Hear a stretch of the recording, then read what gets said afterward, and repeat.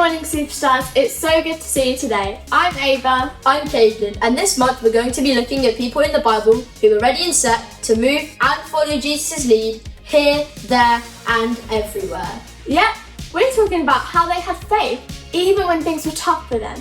Faith is trusting in what you can't see because of what you can see. In Ephesians 2, verse 8, it says, God's grace has saved you because of your faith in Christ. Your salvation doesn't come from anything you do. It is God's gift. That's right. Our actions alone don't save us. It's our faith in Jesus that gives us confidence to follow him. Let's go over to Story Lab now to find out more. Welcome to Story Lab.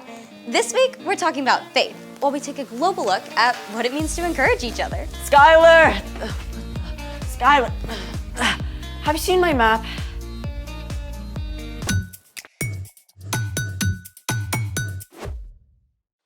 Hey, I'm Skylar. And I'm Sebastian. We're talking about faith. Which is trusting what you can't see because what you can see. I know something awesome that you can see. What's that? Your family and friends around you on Sunday morning or wherever and whenever you do church. What am I supposed to trust because of that? That church is way bigger than where you happen to meet. In fact, church shows up in all kinds of ways across the entire globe. Have you ever visited a different church in another country? Actually, I have. I visited the Notre Dame in Paris, but I also know someone who grew up in a different place. Venezuela. Hold on. Venezuela, top of South America. So, who's your Venezuelan friend? His name is Italo, and we get to talk to him right now. Way cool. Hi, Italo. Thanks so much for talking with us. Hey guys, thank you for having me. So, you've been part of or visited churches in a lot of different places, right? Yeah, that's right. Well, first I grew up in Venezuela, where I served on the kids and student side.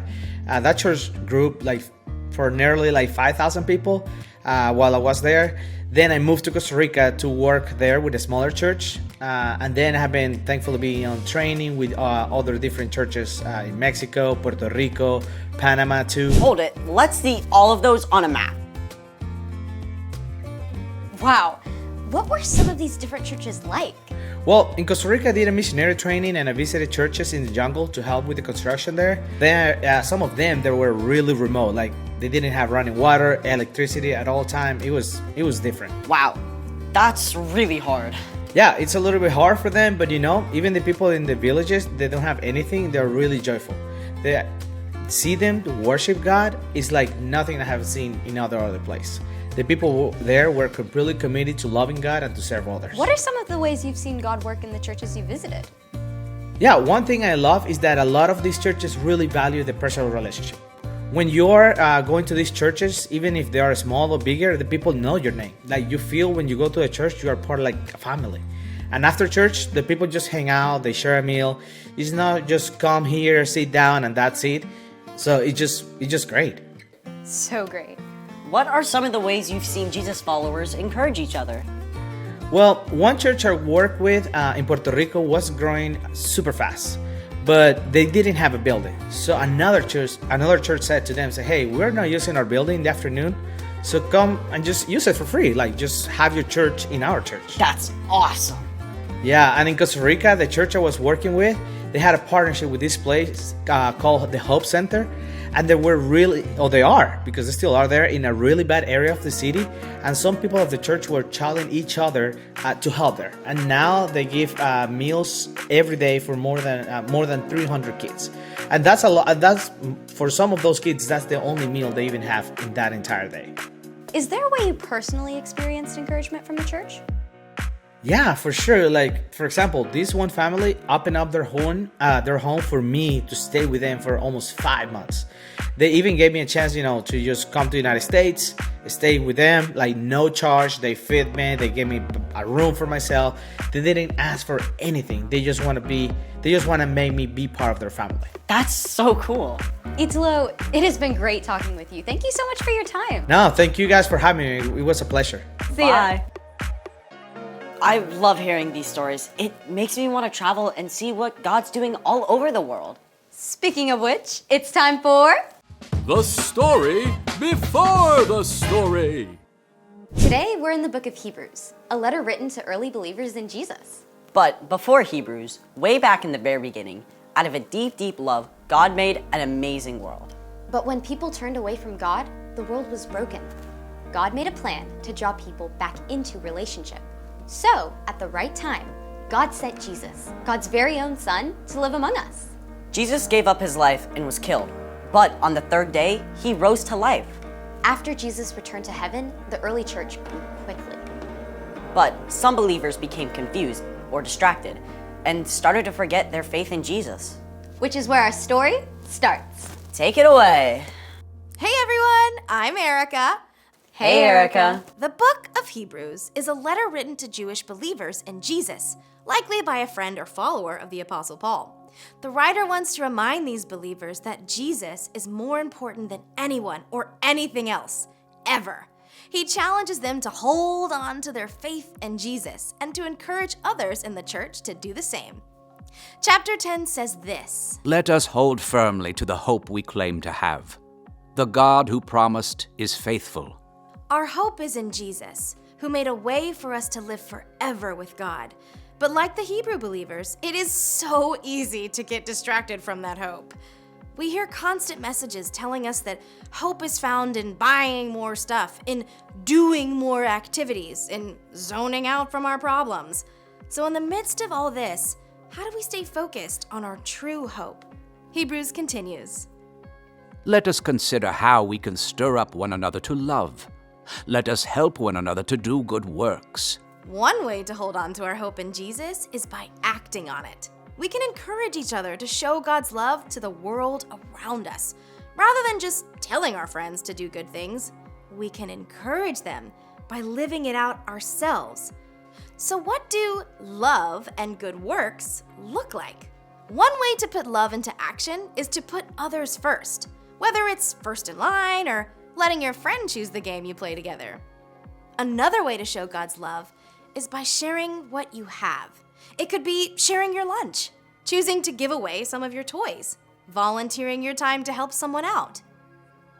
And you can definitely encourage others with your words. Instead of complaining or grumbling, choose to speak words that comfort someone. Remind others that God is always with them and that God gives us the strength to do hard things. Now, let's wrap up our verse from Hebrews. And let us not give up meeting together. Some are in the habit of doing this. Instead, let us encourage one another with words of hope. Let us do this even more as you see Christ's return approaching. Let's be real. Even though texting someone is great, it's just not the same as spending time with them in person. We need each other. One way to meet together is at church. It doesn't matter whether your church meets in a building or a storefront or even outside. It's the people who matter. Maybe it's been a long week and it would be easier to skip church altogether.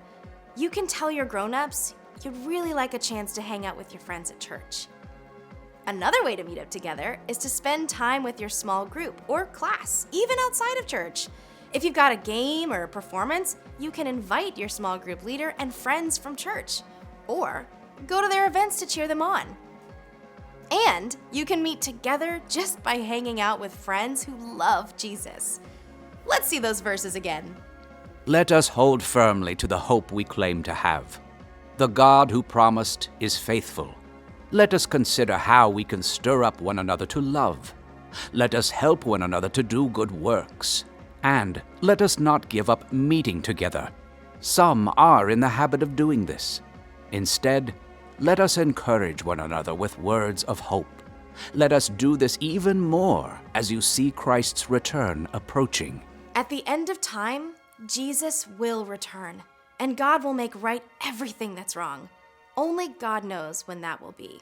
But in the meantime, we have an amazing opportunity to encourage each other to stay strong in our faith in Jesus and to show God's love to the world. The end. So, church isn't just for learning stuff about God. It's also about the people we meet and helping each other be strong. Exactly, because our faith is stronger together. So, what's our part in the story? Sometimes it's tempting to be a loner. You don't feel like you fit in, even at church. Or you've got sports on Sunday and it's hard to keep up with your church friends. Or it seems like none of your close friends care about following Jesus. Don't give up. Ask God to help you find at least a few friends who love Jesus and can encourage you.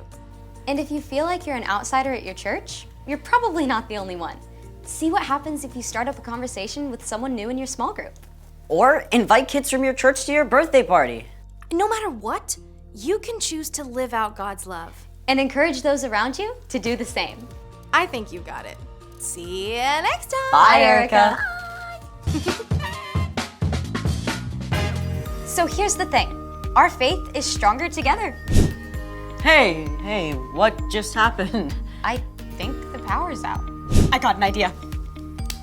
I've got another idea. That's amazing. Thanks for joining us in the Story Lab. See you next time. No, I think we need more candles.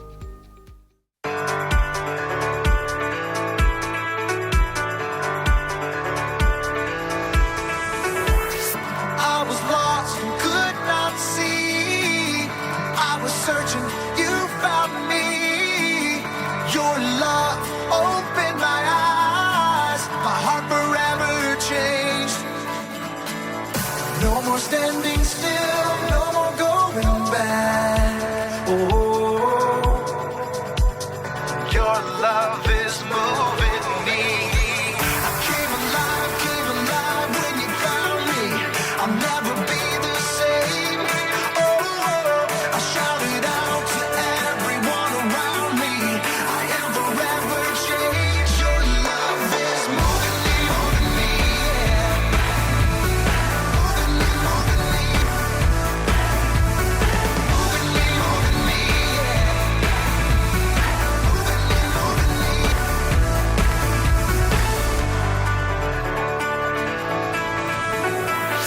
Your hand reached out to me.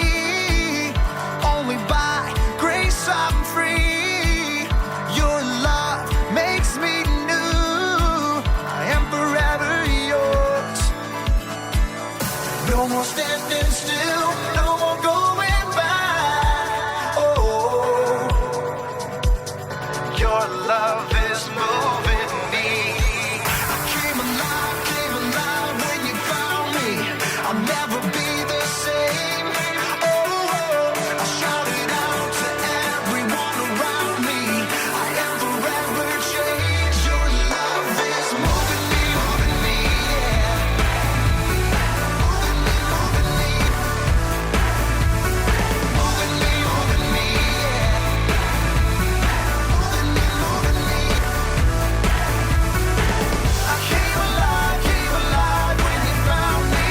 I came alive when you found me. I came alive when you found me. I came alive. Your love is moving me. Your love is moving me. Your love is moving me. Your love is moving me. Your love is moving. I came alive when you found me. I came alive when you found me. I came alive when you found me. I came alive when you found me.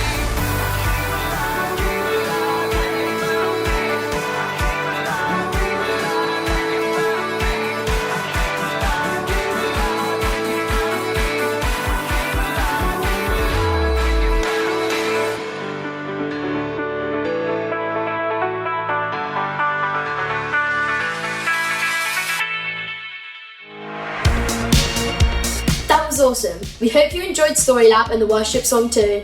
Do join us again next week for more fab stories, either online from 9:30 a.m. or on site at the Free Church Hall in Letchworth from 10:15 a.m. Have a great week, and remember, you were born to shine. Bye!